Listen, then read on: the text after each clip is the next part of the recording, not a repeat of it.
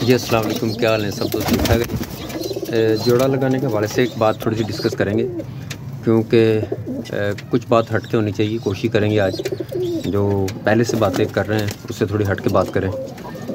जोड़ा लगाने के हवाले से आपने देखा होगा कि आप जितने भी जोड़े लगाते हैं उनमें मोस्टली आपने देखा होगा कि जो बच्चे होते हैं उनके, आपने जितने भी जोड़े लगाए हैं उनके आपने बच्चे देखे होंगे। पहली, दूसरी, तीसरी झोल में सब बच्चों का रिज़ल्ट एक जैसा नहीं होता, सबके पर एक जैसे नहीं होते और उसका रिज़ल्ट भी एक जैसा नहीं होता। 1, 2, 3 झोलियों में कुछ बच्चे ऐसे होते हैं, एक बच्चा ऐसा होता है जिसका रिज़ल्ट किसी के साथ नहीं मिलता। ठीक है जी, आपने देखा होगा कि उस बच्चे का रिज़ल्ट किसी के साथ नहीं मिलता। उसकी परवाज़, उसके परों का स्टाइल, उसका उड़ने का पैटर्न वो किसी भी से मैच नहीं करता। ठीक है जी, अगर आपने पहले से जोड़े लगाए हुए हैं तो द बेस्ट है।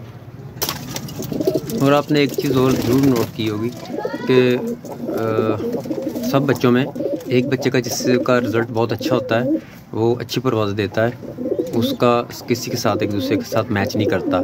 ना उड़ने का पैटर्न, ना उसके परों का स्टाइल, कुछ भी उसके साथ मैच नहीं करता।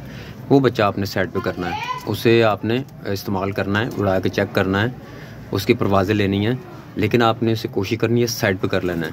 ठीक है जी। दूसरा ये बात भी मैटर करती है कि जब हम पेड़ लगाते हैं उसमें जो हम उसमें डिफरेंस रखते हैं, हम कभी भी जो भी पेड़ लगाएं उसमें एक दूसरे से मुख्तलिफ चीज़ें होनी चाहिए।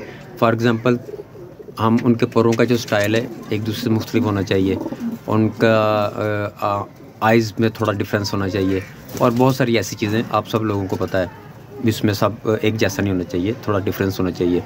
उसकी मेन रीज़न ये होती है कि उनमें बैलेंस आ जाता है, उनमें जो बच्चे बनते हैं उनमें बैलेंस आ जाता है। जैसा कि फॉर एग्ज़ाम्पल रामपुरी जो कबूतर होते हैं, बेसिकली आपने देखा होगा रामपुरी कबूतरों के चौड़े पर होते हैं। ठीक है जी, उनकी परवाज़ स्लो होती है। स्लो मीन परवाज़ लंबी होती है लेकिन उनकी परवाज़ आहिस्ता आहिस्ता उड़ते हैं। ठीक है, उनको थोड़ा सा मेंटेन करने के लिए, थोड़ा सा तेज़ करने के लिए हम उनमें ब्रीक पर ऐड करते हैं। उनके परों का स्टाइल ब्रीक होता है। तो ये चीज़ आप सब लोगों को पता है, थोड़ा सा मैं दोहराने की कोशिश कर रहा हूँ। इस वजह से हम सब कुछ डिफरेंस रखते हैं पेड़ में, मादी और नर में चीज़ें डिफरेंस रखते हैं। आइज़ और परों का स्टाइल और इस तरह की चीज़ें आप सब लोगों को पहले से मालूम है। ठीक है जी, अब आपने चेक करना है आपके पास जो बच्चा अच्छी परफॉर्मेंस दे रहा है उसे आपने साइड पे कर लेना है। ये मैंने आजमाया हुआ है, मेरे पास इस तरह के था सिस्टम, मैंने उसे सेव किया और आगे से उसकी नस्ल बनाई, वो मेरे पास सेव है। जैसे कि फॉर एग्ज़ाम्पल मेरे पास ये मादी है, ये मादी इसकी जो फैमिली के लोग हैं, जितने भी हैं फैमिली के, यानी कि इस झोली में जितने भी इस फैमिली के हैं, वो मैं किसी के साथ भी उसका पेड़ लगाऊं तो उसका रिज़ल्ट मेरे पास बहुत अच्छा आता है। उसकी रीज़न ये है कि मेरे पास एक, मैं आपको सिंपल सा बताता हूँ, मेरे पास एक पेड़ था, वो काफ़ी पुराना था।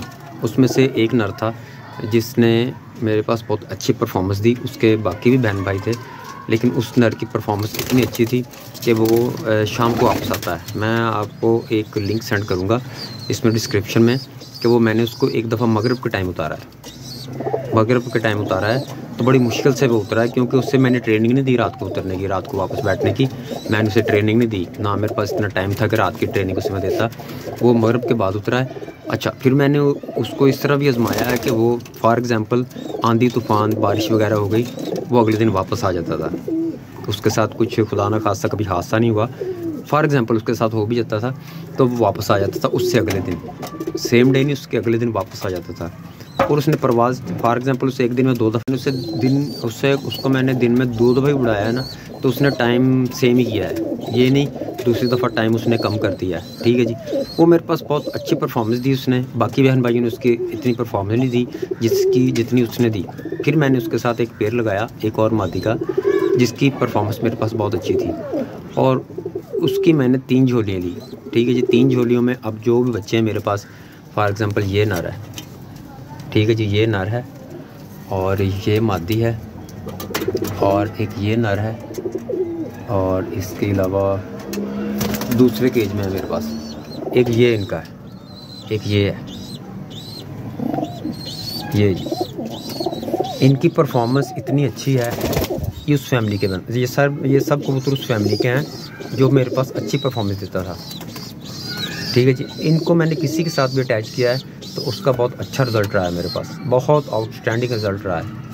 ये सबसे आसान तरीका है। और दूसरा तरीका भी हम कह सकते हैं, फॉर एग्ज़ाम्पल जैसे हम खुद लगाते हैं ब्रिक पर और चौड़ा पर, वैसे कुछ चीज़ें, सब चीज़ें आप हम सेम नहीं रखते और पेड़ लगा देते हैं, लेकिन सबसे ये बेस्ट तरीका है।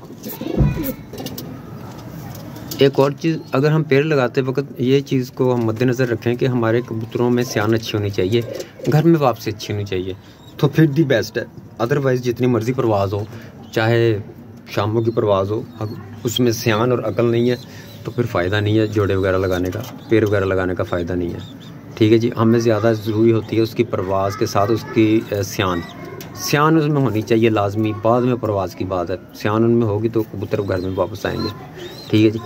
मतलब ये बात करने का, आपके पास जो अच्छी परफॉर्मेंस दे रहा है कबूतर, उसकी परवाज़ें अच्छी हैं, उसको आप संभाल कर रखें और उसको किसी के साथ भी लगाएंगे ना, किसी भी अच्छी परफॉर्मेंस वाली मादी या नर के साथ, तो उसकी आउटस्टैंडिंग परफॉर्मेंस होगी। उसके बच्चे किसी के साथ वो टच नहीं करेंगे।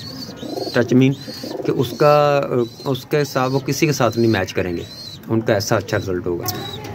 मैंने अपने दूसरे केज में मास्टरपीस रखे हुए हैं। मास्टरपीस को मैं इस तरह करता हूँ, उन्हें मैं सेव करता हूँ, उनकी नस्ल ज़्यादा करता हूँ, उन्हें सेव करके फिर किसी के साथ अटैच करके उनसे आगे उड़ाने के लिए लगाता हूँ। क्योंकि मैं उनको सेव इसलिए करता हूँ, वो बहुत कम है मेरे पास और मिलते भी इतनी आसानी से नहीं है।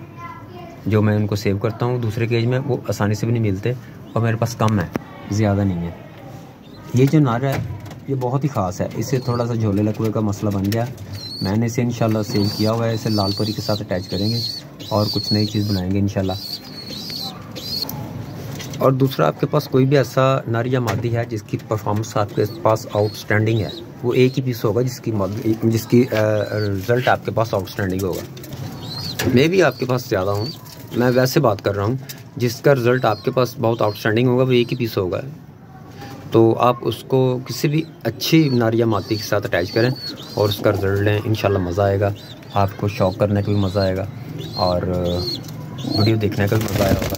तो इंशाल्लाह मेरे साथ ज़रूर शेयर कीजिएगा।